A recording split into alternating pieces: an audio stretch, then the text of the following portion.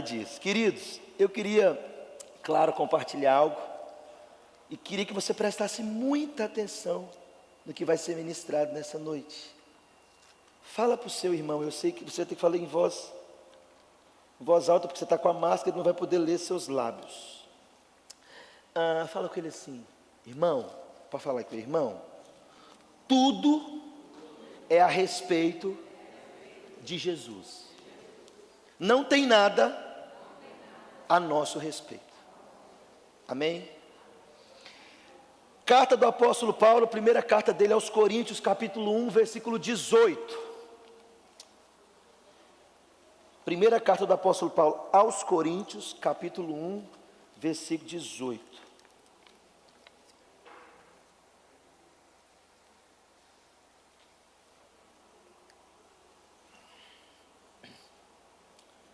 Está escrito assim, acompanha comigo a leitura. Certamente, a palavra da cruz é loucura para os que se perdem, mas para nós que somos salvos, é o poder de Deus. Só aí. Certamente, a palavra da cruz, ou a mensagem da cruz, talvez na sua versão, é loucura para os que se perdem, mas para nós que somos salvos, é o poder de Deus. Feche seus olhos, vamos orar mais uma vez. Senhor, essa aqui que está reunida, esse povo aqui é a tua igreja, esse é o teu povo. A palavra, Senhor, que foi lida neste lugar, é a tua palavra. Esse servo que vos fala, é o teu servo. Ainda que tão frágil e imperfeito, é o teu servo. E isso, Senhor, me leva a uma simples e completa compreensão, Deus. Tudo aqui a teu respeito, tudo aqui aponta para o Senhor, tudo aqui diz respeito ao Senhor. Então nós pedimos ao Senhor que por misericórdia, ministre aos nossos corações essa verdade. Edifica-nos, santifica-nos, encoraja-nos, exorta-nos, corrija-nos, Senhor. Se for necessário, açoita-nos, mas não nos deixe ser contado como os ímpios. Ó Deus, nós também temos plena compreensão de que é impossível entender isso, se do alto um poder sobrenatural do Senhor atuar em nossos corações por meio do teu Espírito. Então faça isso conosco nessa noite.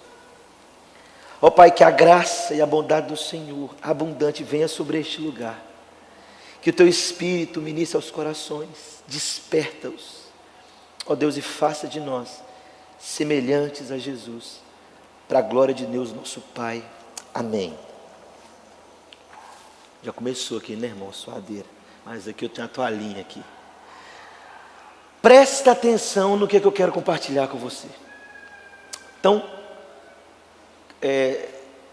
exceto os irmãos que estão trabalhando, se você puder não se movimentar muito, para você não perder, eu quero agradecer você por isso. Presta atenção. Está acontecendo nos púlpitos das igrejas, no geral, um distanciamento daquilo que a Bíblia nos ordenou pregar. O que é, pastor? Nós estamos entrando numa crise, não só teológica e comportamental da igreja e da liderança, como também da paixão, do coração, da mensagem. Por exemplo, não se prega mais a mensagem da cruz. E por que não se prega mais a mensagem da cruz?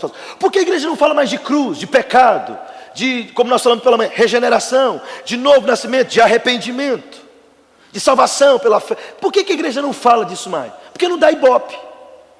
Porque não enche o templo. Logo, muitos pastores ou pregadores se dizem por isso, eles são movidos. É uma lei do mercado e do negócio. O que é? A gente faz uma pesquisa no meio do povo e vê o que o povo quer ouvir. O que eles querem ouvir? O que é atual agora? Que o povo quer se alimentar. Porque afinal de contas, se nós não dermos ao povo o que eles querem, eles migram para outro lugar. Quem disse a você que esse lugar é uma praça de negócio? Quem disse que você vem, você dá o seu dízimo, sua oferta, e você tem que ouvir o que você quer aqui? Quem falou isso?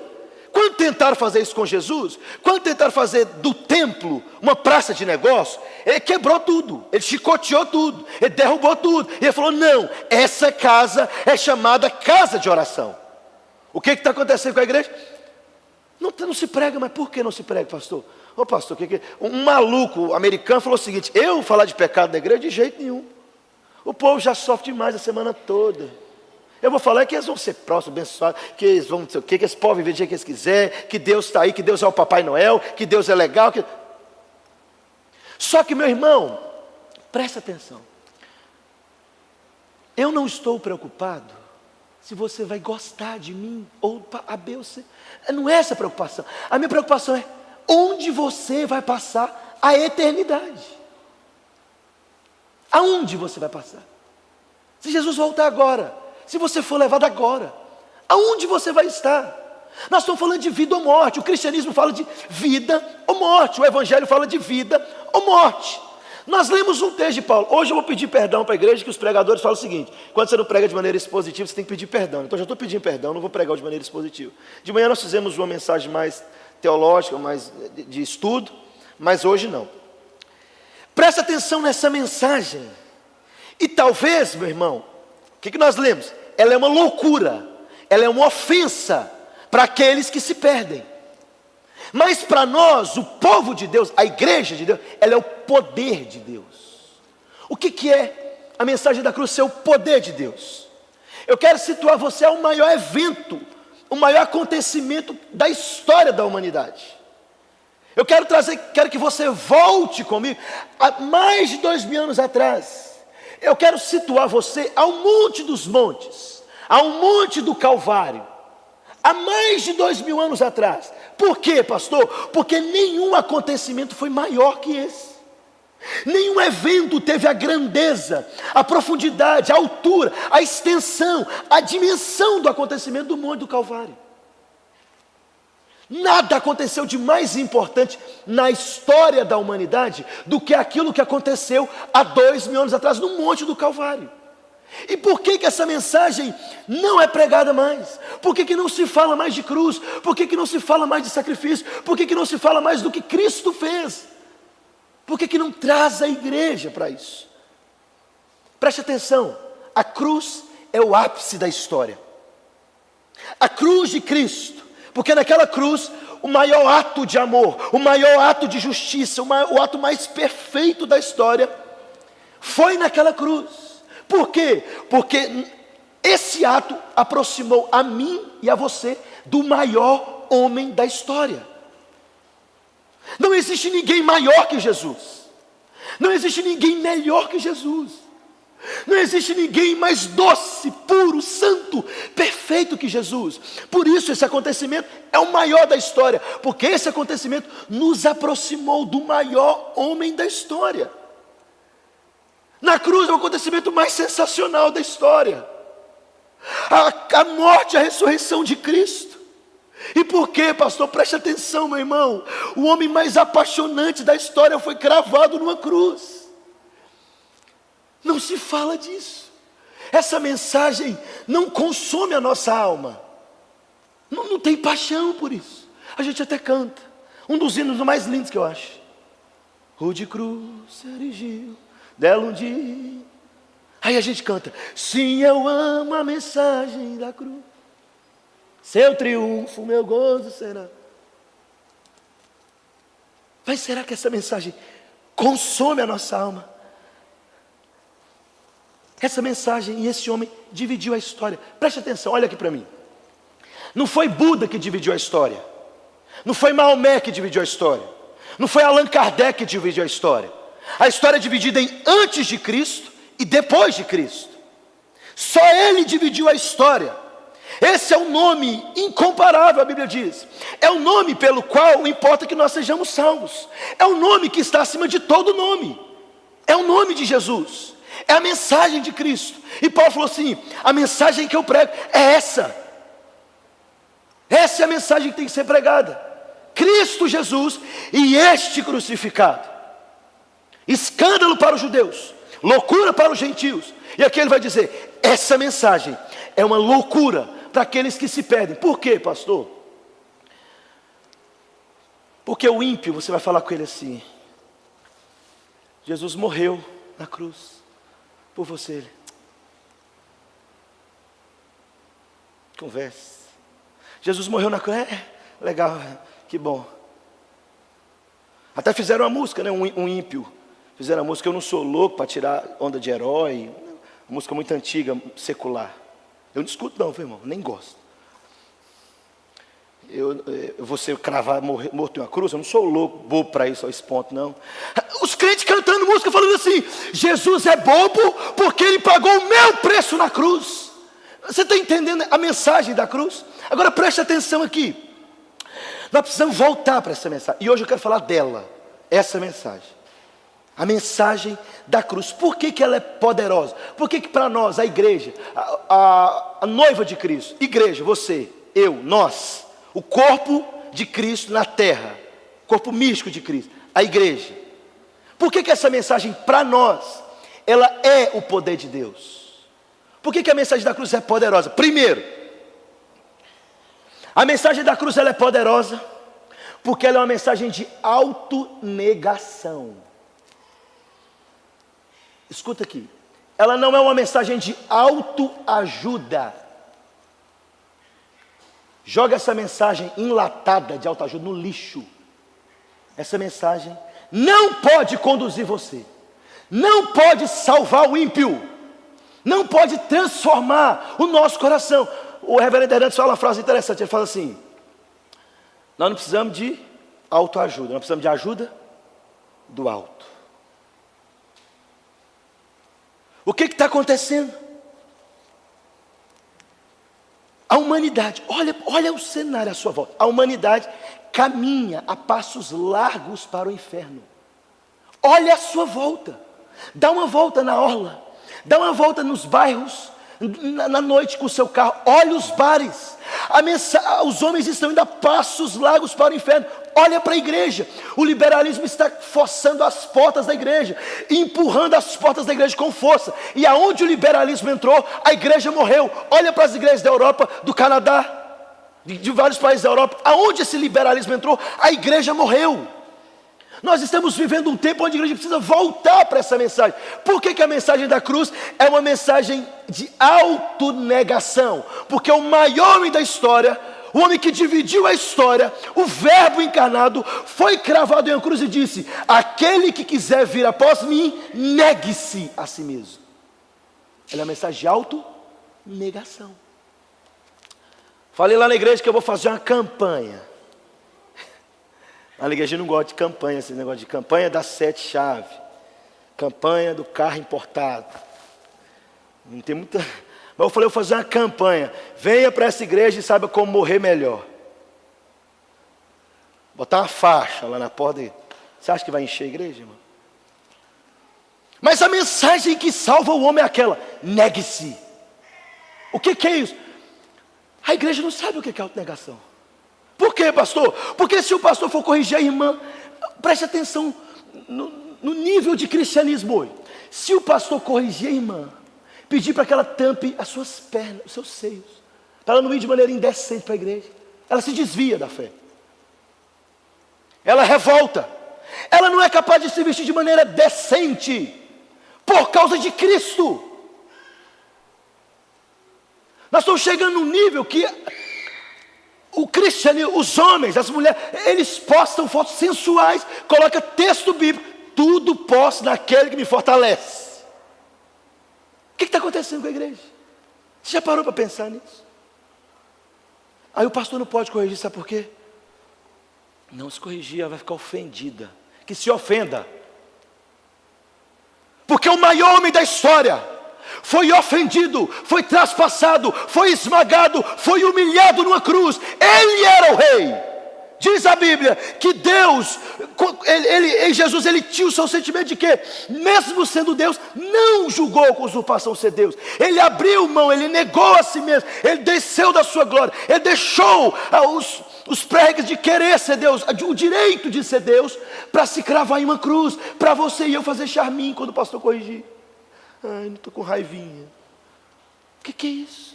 O que está acontecendo com a igreja? Mas não podemos pregar, pastor, essas mensagens não, pastor. Meu irmão, eu estou falando da sua vida. Eu estou falando de vida ou morte. Eu estou falando do seu cristianismo. Eu estou falando do homem mais sensacional que já pisou neste solo. Eu estou falando daquele que se fez carne e daquele que foi traspassado. Preste atenção, você não está entendendo.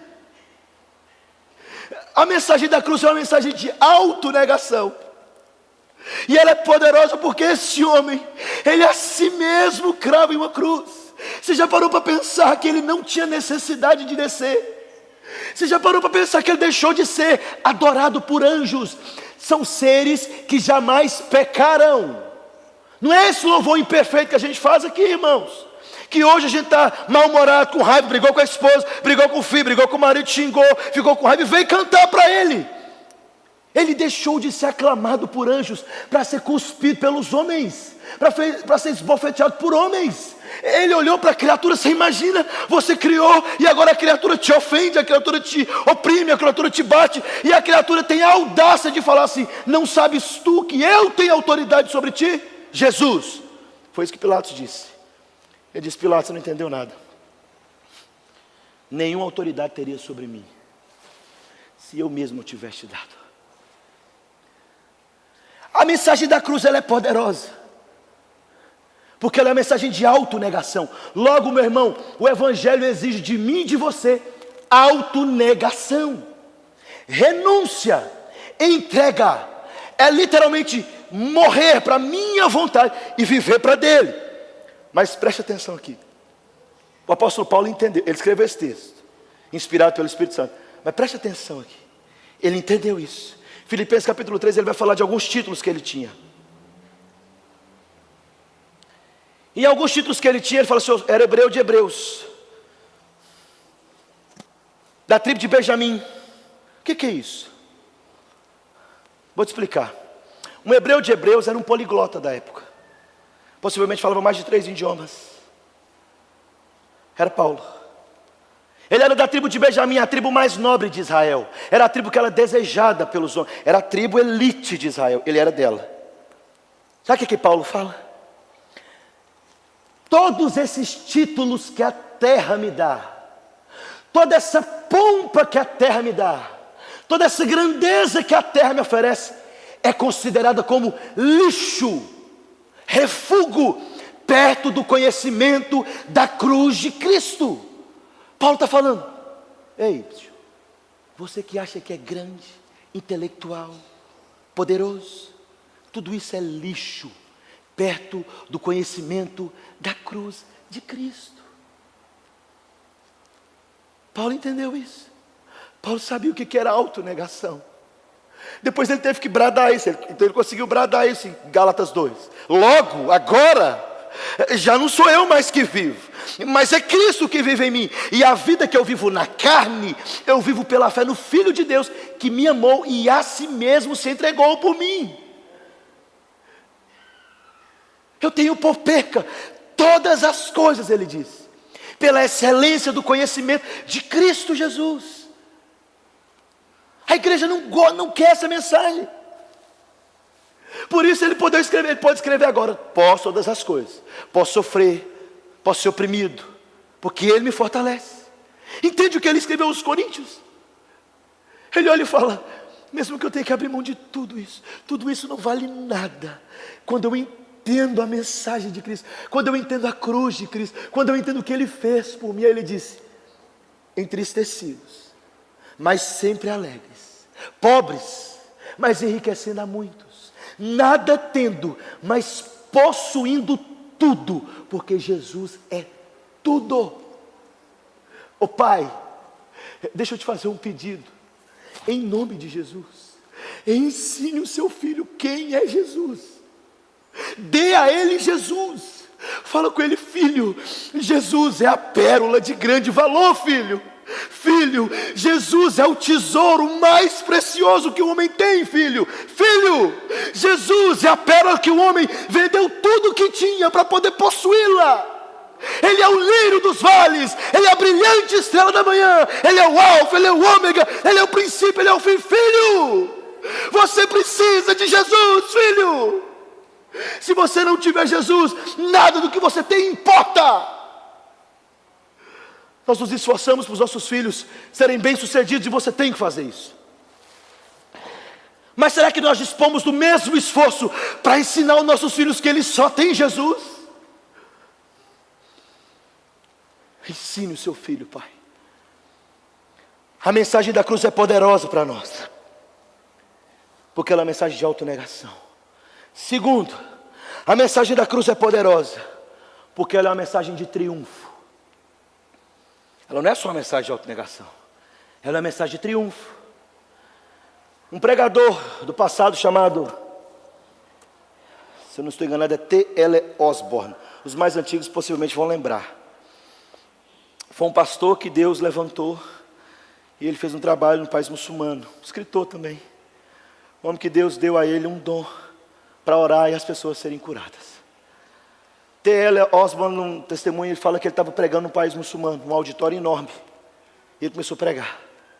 E quando ele começou a pregar, levantou um muçulmano e gritou, do meio do auditório: é mentira! Só Allah é Deus e Maomé é o seu profeta. E T.L. Osborne continuou pregando. Quando T.L. Osborne começava a falar sobre Jesus, ele levantava de novo: é mentira! Só Allah é Deus e Maomé é o seu profeta. E Osborne continuou pregando. Na terceira vez ele levantou e falou: é mentira! Só Allah é Deus e Maomé é o seu profeta. No grande auditório tinha um cadeirante sentado. O Osborne então falou assim: traz o moço cadeirante. Você, rapaz, que tem falado que Allah é Deus e Maomé é o seu profeta, vem aqui na frente, por favor. Era um líder muçulmano. Ele disse: vamos fazer o seguinte então. Você vai orar lá e vai pedir Maomé e vai fazer com que esse cadeirante se levante. Porque se Allah é Deus e Maomé é o seu profeta, Ele é poderoso para fazer esse cadeirante se levantar. Mas, se Allah não levantar esse cadeirante, e o Deus de Israel o fazer levantar, todo esse auditório vai saber que só existe um Deus no céu, e o seu nome é Jesus de Nazaré. Aí o cadeirante veio. Por que a mensagem da cruz é uma mensagem de triunfo?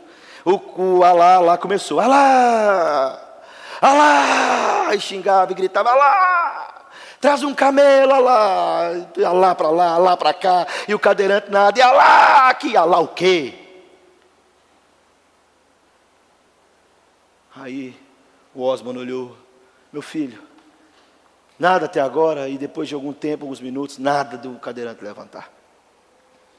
O Osborne então olhou, fato verídico, falou: Senhor, para que todo mundo aqui saiba, para que todos vejam que existe um Deus sobre Israel e um Deus sobre a face da terra, cadeirante, em nome de Jesus, levanta e anda. E ele saltou da cadeira e começou a pular, e não só o discípulo de Allah ajoelhou diante de Deus, como todo o auditório começou a gritar: só o Senhor é Deus, só o Senhor é Deus, porque a mensagem da cruz é uma mensagem de triunfo. Esse é o evangelho que você tem que pregar. Não se vê mais falando sobre isso. A vitória de Cristo na cruz, a vitória dele sobre a morte. Preste atenção. A mensagem da cruz é uma mensagem de triunfo, porque, e diz o apóstolo Paulo aos Colossenses, no capítulo 2, ele disse: despojando principados e potestades, publicamente os expôs ao desprezo na cruz do Calvário, triunfando sobre eles na cruz do Calvário. Colossenses 2,15. Deixa eu te explicar por que a mensagem da cruz é uma mensagem de triunfo, e deixa eu ensinar para você o que esse texto quer dizer. Paulo está usando um exemplo de um acontecimento romano. No grego a gente chama de, uma palavra estranha, chama apekdosamenos. O que é isso? É aquela cerimônia romana. Você já viu isso em algum filme? Gladiador, esses filmes assim de Roma, essas coisas. Quando o capitão romano vence o inimigo, e ele traz os despojos e traz o restante do exército vencido manietado. Já viu isso? O capitão romano amarra os que sobraram, os guerreiros que foram vencidos, senta no seu cavalo, e o da frente vai puxando assim, né? E ele vai puxando aquela fila do exército derrotado. Essa era a cerimônia. Paulo fala isso nesse texto. Triunfando sobre principados e potestades, despojando principados e potestades, triunfou sobre eles na cruz do Calvário. É isso aí, os expondo ao desprezo. É exatamente essa cerimônia que Paulo tinha em mente quando ele escreveu isso. O que é? O capitão romano vem entrando com o seu cavalo, e aí de um lado, você já viu, quando vai entrar em Roma, no Coliseu, por exemplo, de um lado ficam as mulheres, crianças, do outro lado, jogando folhas de palma, batendo palma, aplaudindo, jogando pétalas, aplaudindo a vitória do capitão romano. Essa é a ideia dessa cerimônia romana que Paulo está usando, como exemplo. Deixa eu explicar para você por que a mensagem da cruz é uma mensagem de triunfo. No ato da crucificação, nós podemos pensar ali que tinham duas dimensões. Qual era, pastor? A dimensão do cordeiro. Qual era a dimensão do cordeiro? Todo olho viu. Ele como um cordeiro, Isaías diz, foi levado ao matadouro, não abriu a sua boca, foi traspassado. A dimensão do cordeiro, quem estava em Jerusalém, olhando para o monte do Calvário, viu essa dimensão. Viu Cristo Jesus sendo cravado naquela cruz, morto como um cordeiro. Essa era a dimensão do cordeiro, ok? O que Satanás não sabia, e os que estavam ali não tinham dimensão, era a outra dimensão, a dimensão do leão. Qual que era, pastor? Aí se encaixa no texto de Paulo. Enquanto Jesus está sendo cravado na cruz, era a dimensão do cordeiro. Só que nas regiões celestiais estava acontecendo outro evento. Ouça isso e se apaixone por essa história. Ouça isso e se apaixone pelo seu Jesus. Preste atenção.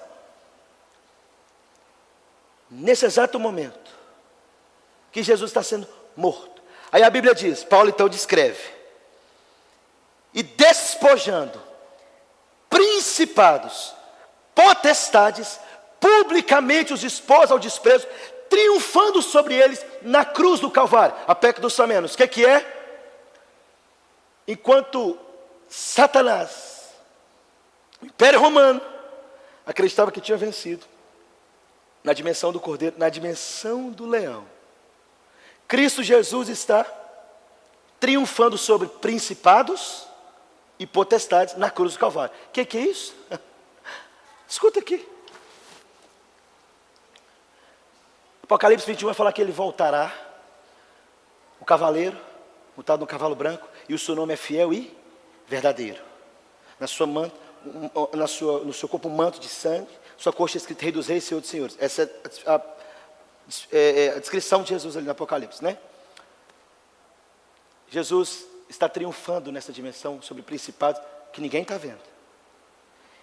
Ele vence a morte, manieta, tira as indumentárias, despoja principados, potestades, na cruz do Calvário, manieta, assenta no seu cavalo, está entrando na cidade santa, diz Paulo, ele triunfou sobre eles, ele venceu principados, ele venceu potestades na cruz do Calvário. E enquanto ele está entrando na cidade de santa, aí Paulo diz, e os expôs ao desprezo aos olhos de quem? Serafins de um lado, querubins do outro. Penso eu, que enquanto Jesus está entrando, com principados, potestades atrás dele, Jesus como general, vencedor, que venceu a morte, enquanto ele vai entrando, penso eu que os serafins e os querubins começam a cantar o Salmo 24. Levantai, ó portas, as vossas cabeças, levantai-vos, ó portais eternos, para que entre o Rei da Glória.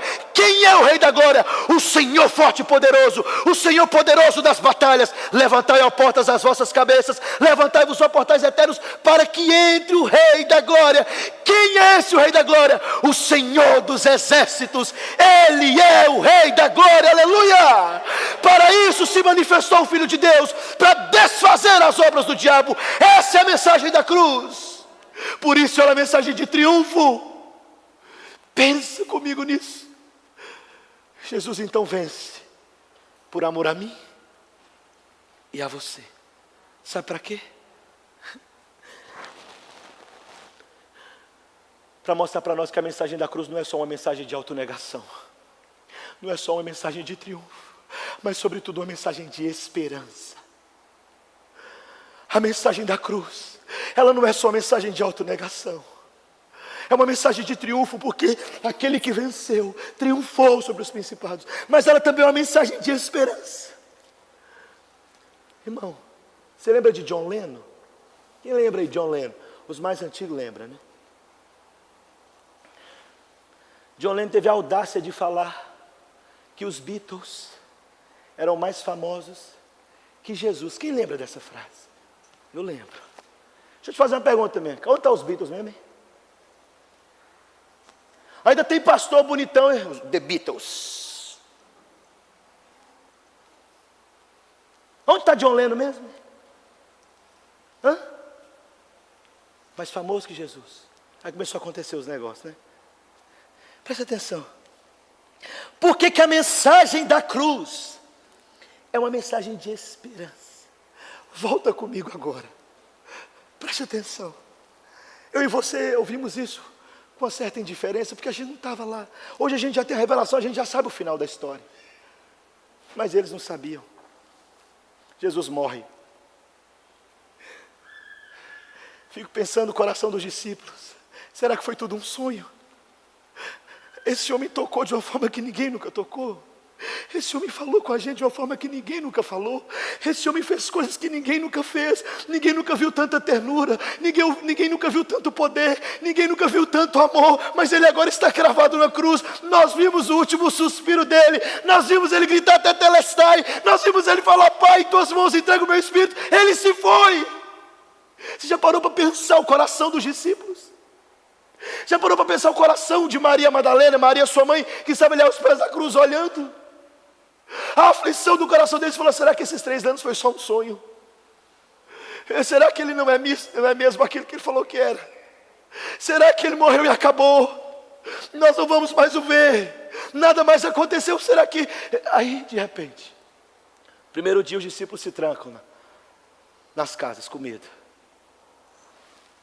Eles colocam Jesus numa tumba, botam uma pedra pesada, bota piche em volta da pedra, coloca guardas romanos lá com medo dos discípulos roubarem o corpo de Jesus e espalhar que ele tinha ressuscitado, e seria um bom negócio. Não é assim? Ô irmão, naquela pedra lá não passava nem tatu acorrentado, meu filho. Aí está lá a pedra. Primeiro dia se vai. Por que a mensagem da cruz é uma mensagem de esperança? Segundo dia se vai. Mas no terceiro dia, algumas irmãs, Maria e algumas irmãs, preparam as especiarias e uns perfumes e falam: vamos lá, vamos pedir o soldado para rolar a pedra e a gente embalsamar o corpo do nosso Senhor. Irmão, por que a mensagem da cruz é uma mensagem de esperança? Elas chegam para embalsamar Jesus. E quando elas chegam lá, a pedra é removida. Os guardas fugiram, com medo. Porque eles fingiam de morto por causa do anjo. É assim? Com medo. Aí ele olha: cadê o nosso Senhor? O que fizeram com o nosso Senhor? Você imagina a frustração do coração dessas mulheres. Logo de madrugada, de repente o anjo aparece. Por que a mensagem da cruz é uma mensagem de esperança? O anjo olha para elas e fala assim: filhas, por que vocês estão procurando no meio dos mortos aquele que está vivo? Por que vocês estão procurando aqui aquele que ressuscitou? Ele avisou que iria ressuscitar e ele ressuscitou. Por isso a mensagem da cruz é uma mensagem de esperança. Se você for no túmulo de Allan Kardec, lá vai estar escrito: aqui jaz restos mortais de Allan Kardec. No de Buda, aqui jaz restos mortais de Buda. E no de Cristo, uma pedra removida.